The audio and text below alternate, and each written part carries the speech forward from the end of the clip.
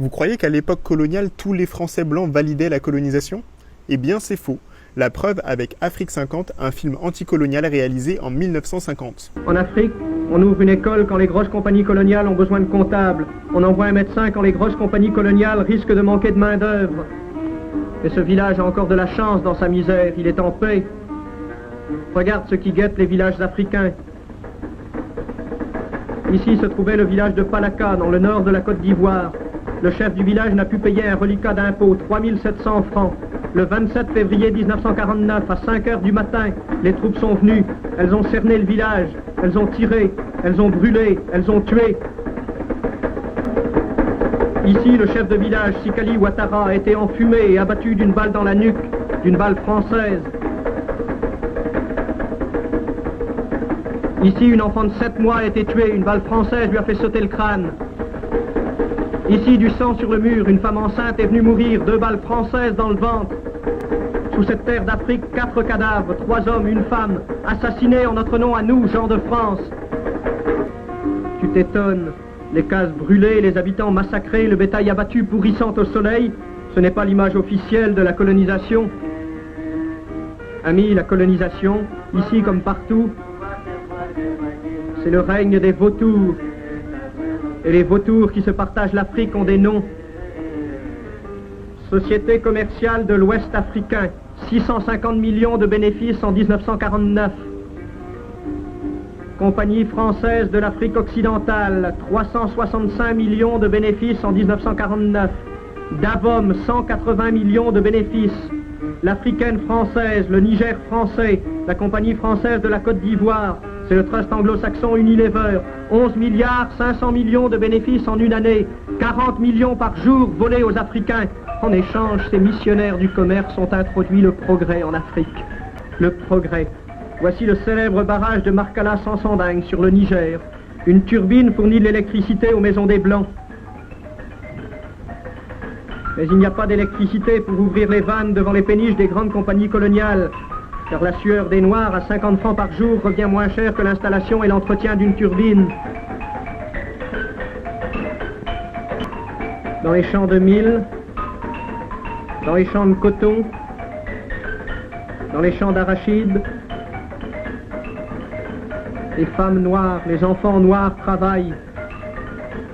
Les revenus de l'Ossieur et d'Unilever montent en flèche. Une péniche de la compagnie s'est échouée sur un banc de sable. Pas besoin de remorqueur pour la déhaler. Les nègres sont moins chers que le mazout. Si l'un se noie ou se fait croquer par un caïman, on donnera 500 francs à sa veuve. Poussé sur les bambous pour 50 francs par jour. Depuis 1946, le travail forcé est aboli en Afrique noire, mais il faut payer l'impôt en argent liquide. Et tu as vu comment on traite les villages qui ne peuvent payer intégralement l'impôt. Pour avoir l'argent, un seul moyen, travailler pour la compagnie coloniale à 50 francs par jour. Et les Noirs poussent sur les perches, font glisser sur leurs fleuves les chargements de coton sans espoir de vêtements. Les chargements de cacao sans espoir de goûter au chocolat. Les chargements d'arachide sans espoir d'huile et de savon. Là-bas, les bateaux attendent.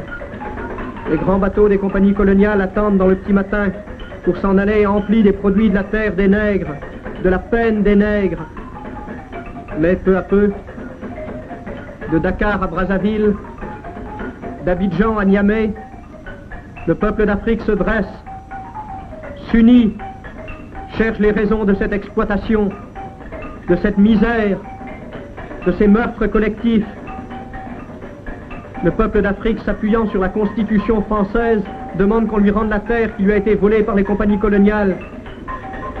Demande qu'on lui rende ses fils qu'on lui a arrachés pour les mener combattre leurs frères jaunes. Le peuple d'Afrique se dresse pacifiquement. Mais il se heurte à une administration dont même un député MRP, l'abbé Boganda, a dit qu'elle était corrompue, raciste, machiavélique, qu'elle ne représentait pas la France mais commettait des crimes au nom de la France et de la civilisation. Et cette administration colonialiste répondra aux Africains comme elle a répondu aux Malgaches et aux Vietnamiens, par la force, la matraque, la prison, le fusil. Les camions militaires surgissent, semant partout la ruine et la mort.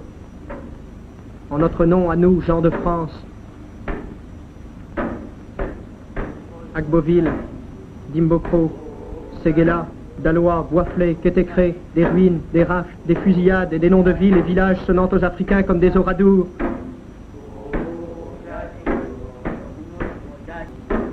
La police est passée. Ngo Bena tué à coups de crosse. Mbogoum assassiné lors d'une perquisition. Marine Guénaud morte des suites d'un interrogatoire de police. Et tant d'autres noms de martyrs sonnant aux Africains comme des Destiennes d'Orve, comme des Guy Moquet. L'administrateur Osuré assassine sur son cercle. Le commandant Cuny brûle vif un de ses administrés. La ruine.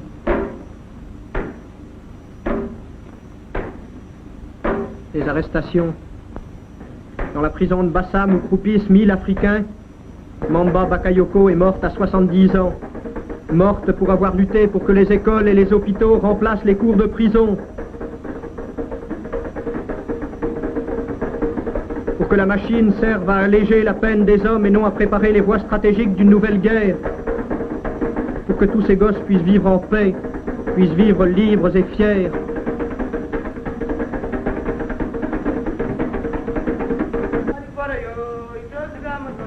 Mamba Bakayoko est morte pour que le peuple africain puisse connaître enfin le bonheur. Mamba Bakayoko est morte, mais tout le peuple africain a pris place près du peuple de France, dans le grand coude à coude des peuples pour la paix et le bonheur.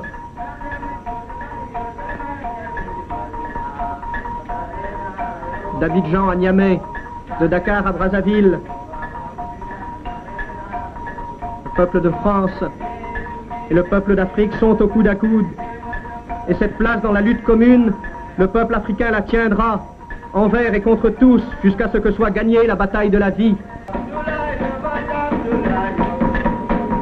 On vient de voir des extraits du film Afrique 50, réalisé en 1950 par le militant communiste et anticolonial français René Vauthier. Je vous explique un peu l'histoire du film. En 1949, la Ligue française de l'enseignement a engagé René Vauthier pour réaliser un reportage sur les conditions de vie dans les villages africains de Côte d'Ivoire, de Haute-Volta, du Sénégal et du Soudan français. Le but du reportage à la base, c'était de mettre en valeur la mission éducative de la France dans ses colonies. Mais quand il arrive sur place, René Vauthier décide de filmer la réalité de l'Afrique colonisée. Très rapidement, la police saisit les négatifs du film et lui-même est convoqué au tribunal. Il réussit cependant à sauver quelques bobines et en 1950, il réalise ce film nommé Afrique 50. Le film est censuré par la République coloniale française pendant plus de 40 ans, mais il va circuler clandestinement.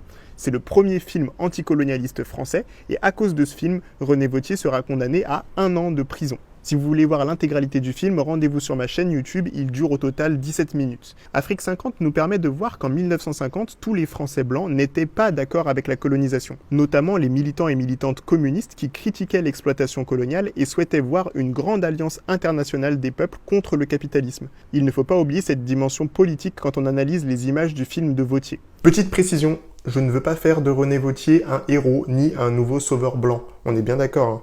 Il est tout à fait critiquable sur plein d'aspects et on pourra faire un épisode plus long sur YouTube pour une analyse critique de son film Afrique 50 et de la vision qu'il propose. Si j'ai choisi aujourd'hui de vous en parler, c'est parce que j'ai entendu beaucoup de gens qui justifient la colonisation en disant « c'était normal dans la mentalité de l'époque ». En fait, l'histoire est plus complexe et Afrique 50, c'est un bon exemple pour y réfléchir. En tout cas, nous avons la preuve qu'il était possible de faire la différence entre la propagande coloniale de la République et la réalité de la situation coloniale. Il existait des documents et des témoignages qui permettaient d'avoir une vision critique de la colonisation française. Alors pourquoi continue-t-on à croire qu'à l'époque, tout le monde validait la colonisation ? Bien, c'est parce que la propagande coloniale était tellement forte que beaucoup de ces documents et de ces témoignages ont été censurés par la République pour maintenir la majorité de la population française dans l'illusion de cette fameuse mission civilisatrice. Et c'est cette même propagande qu'on continue à entendre aujourd'hui de la part des défenseurs des aspects positifs de la colonisation.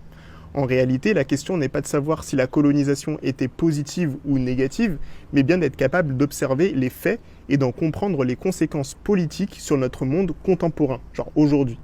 Donc la prochaine fois que vous croisez des gens qui vous disent « à l'époque, tout le monde était d'accord avec la colonisation », envoyez-leur cette vidéo. Et rappelez-leur qu'il faut faire la différence entre la propagande coloniale et l'histoire de France. C'est deux choses très différentes. Merci d'avoir regardé. Si vous voulez me soutenir pour que je puisse continuer à faire des vidéos, le lien de mon Tipeee est dans ma bio. Partagez fort et à bientôt sur la chaîne Histoire Crépue. Ciao, ciao, ciao, ciao, ciao, ciao.